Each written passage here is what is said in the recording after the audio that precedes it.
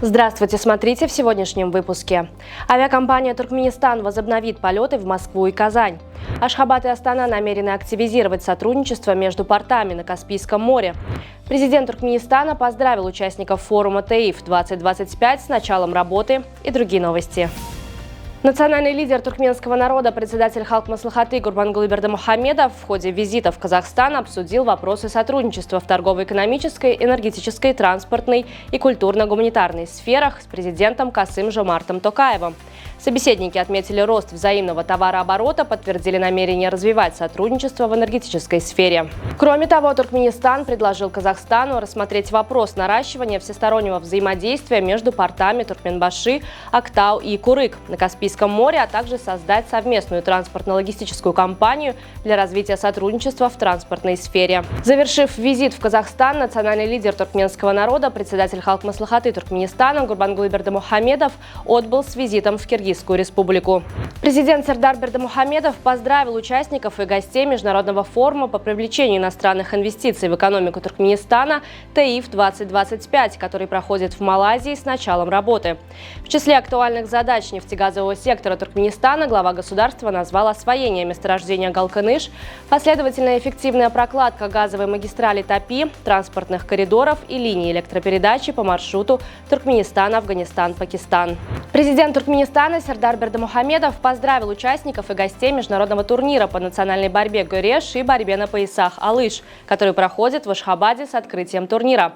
Искренне поздравляю с открытием международного турнира по национальной борьбе Гюреш и борьбе на поясах Алыш, проводимого на гостеприимной туркменской земле в 2025 году, Международном году мира и доверия, говорится в обращении. Постоянный нейтралитет Туркменистана вносит значительный вклад в укрепление мира и доверия как в регионе, так и за его пределами.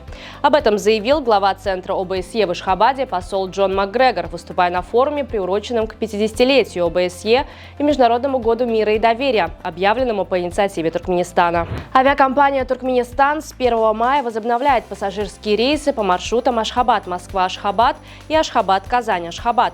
Продажа авиабилетов на возобновляемые рейсы уже началась. Приобрести билеты можно в авиакассах. Произведения туркменских композиторов прозвучат в концерте «Дух единства», который состоится в Баку 3 мая в рамках празднования Дня единства тюркского мира. Концерт пройдет в Азербайджанской государственной академической филармонии. В концерте прозвучат народные песни, а также произведения композиторов Туркменистана, Азербайджана, Казахстана, Киргизстана, Турции, Узбекистана и Венгрии.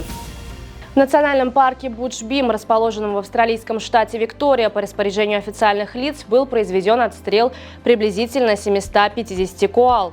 Данное событие вызвало волну негодования среди населения страны и организаций, занимающихся защитой прав животных.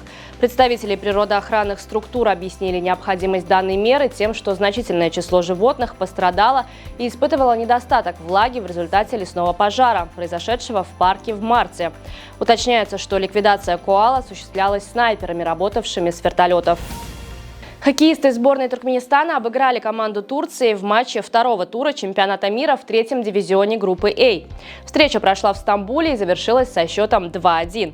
У победителей шайбы забросили Кервен Байлыев и Александр Ваховский.